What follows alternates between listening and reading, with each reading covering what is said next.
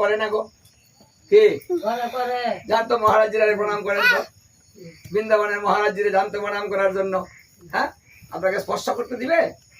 দিবে না, কারণ সে একটা নিয়মের মধ্যে আছে। আপনি কোন অবস্থাতে আছেন গিয়ে তাকে স্পর্শ করছেন, যার জন্য নিজেকে সেভ করার জন্য অন্যকে স্পর্শ করে না। তদ্রূপ যারা পিতা মাতার জন্য নিয়মটা পালন করছে তারাও অশুদ্ধ নয়, তারা শুদ্ধ। চিতা অশুদ্ধ নয়, চিতাও শুদ্ধ।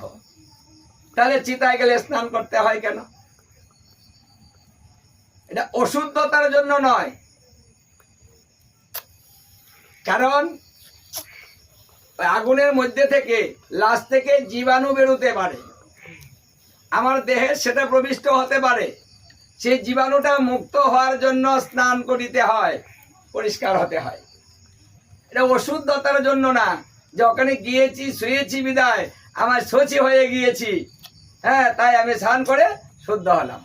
জিনিসটা কিন্তু এরকম না, কারণ এই যজ্ঞের একটা নাম আছে, ওটাকে যজ্ঞ বলা হয়। মানুষ মারা গেলে যে অগ্নিদাহ করা হয় সেটাকেও যজ্ঞ বলা হয়। সেই যজ্ঞের নাম আছে, সেই যজ্ঞের নাম হচ্ছে ব্রহ্মমেধ যজ্ঞ। এই জন্য যজ্ঞটা করার পূর্বে কিছু নিয়ম আছে, কিছু মন্ত্র আছে, এইগুলা প্রয়োগ করে তারপরে বিধি মোতাবেক সেই যজ্ঞ করিতে হয়। সেখানেও কিন্তু এই যে আজকে যজ্ঞ করেছি, আমরা ঘৃত আহুতি দিয়েছি, ওই মানুষ দাহ যখন হয় যে যজ্ঞটা ব্রহ্মমেধ যজ্ঞ, সেই যজ্ঞেও কিন্তু ঠিক এইভাবেই ঘৃত আহুতি দিতে হয়। তাহলে সেই যজ্ঞে যেতে হলে পবিত্র, বিনা স্নানে কোনো ব্যক্তি কাস্টে যেতে পারবে না, ওই যজ্ঞে অংশগ্রহণ করতে পারবে না। ওখানে স্নান করে শুদ্ধ হয়ে তিলক করে তারপরে কার্যে যেতে হয়।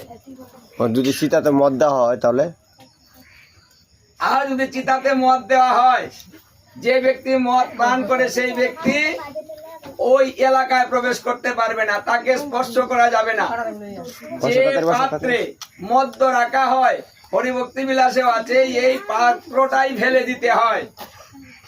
যে পাত্রে মদ্য রাখা হয় সেই পাত্রটা যদি ফেলে দিতে হয়, এত পবিত্র হয়, সেটা যদি পেটের ভিতরে গিয়ে ওই পাত্রে যায় তাহলে ওই পাত্রটা কেমন হয়, মানে এটা এত অশুদ্ধ হয়, সেই ব্যক্তি কোনো কার্যের অধিকার নয় এবং সেই সবার কাছ থেকে দূরে থাকবে।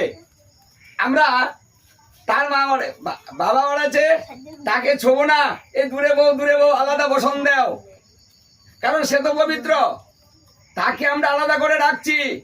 কিন্তু যে অপবিত্র, যে মদ্যপান করে অপবিত্র হয়েছে, তাকে আমরা সামনে নিয়ে যজ্ঞের মধ্যে দাঁড় করিয়ে দিচ্ছি, যজ্ঞটাকে অপবিত্র করা হচ্ছে। ওটা যজ্ঞ আর থাকে না, কারণ কোনো নেশা করে কোনো ধর্ম কাজ হয় না। সেটা যে কোনো কাজ হোক, কোনো ধর্ম কাজেই নেশা করে হয় না। তাহলে যে কাজে নেশা হবে, মদ্যপান হবে, সেখানে কলি বিরাজ করবে, কলিকে ওখানে জায়গা দেওয়া হয়েছে, তাই ওটা কলি স্থান।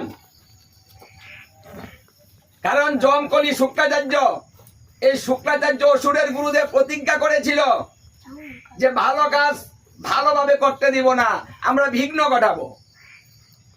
আমি শুক্রাচার্য, আমার সঙ্গে যম আর কলি থাকবে, আমরা তিন শক্তি একত্রে আমরা কলিতে বিঘ্ন ঘটাবো, ধর্ম সঠিকভাবে করতে দিব না।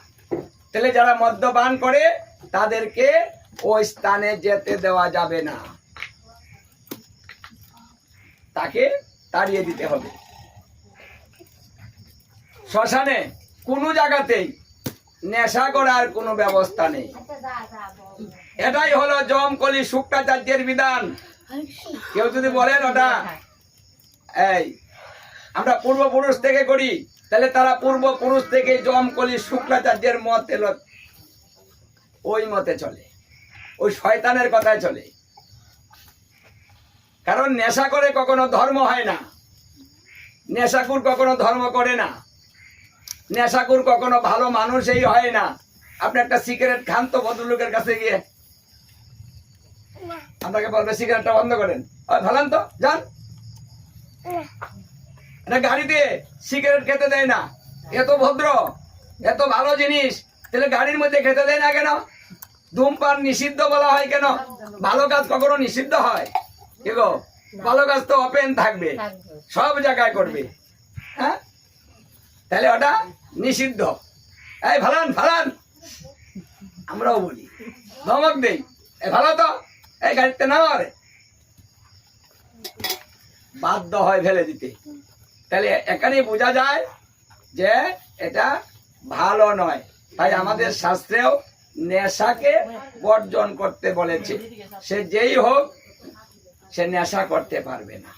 তাই শ্মশানে মদ পান করে সেটা অত্যন্ত জঘন্য কাজ, এটা করতে পারে না। তাহলে আমাদের সমাজ এখনো কত পিছিয়ে, যে কোন কাজটা কোথায় করা যাবে কোথায় করা যাবে না আমরা সেটাও চিন্তা করি না। এখনো সমাজটা চলছে কুসংস্কারে। শাস্ত্রে বলছে যিনি বহু দেবতার পূজা করেন তিনি শ্রাদ্ধ করার অধিকার রাখেন। শ্রাদ্ধ করা আর দেবতার পূজা করা এক কথা নয়, দু কথা। একটা মানুষকে তার মুখকে পৌঁছানো, সেই কামনায় শ্রাদ্ধ করা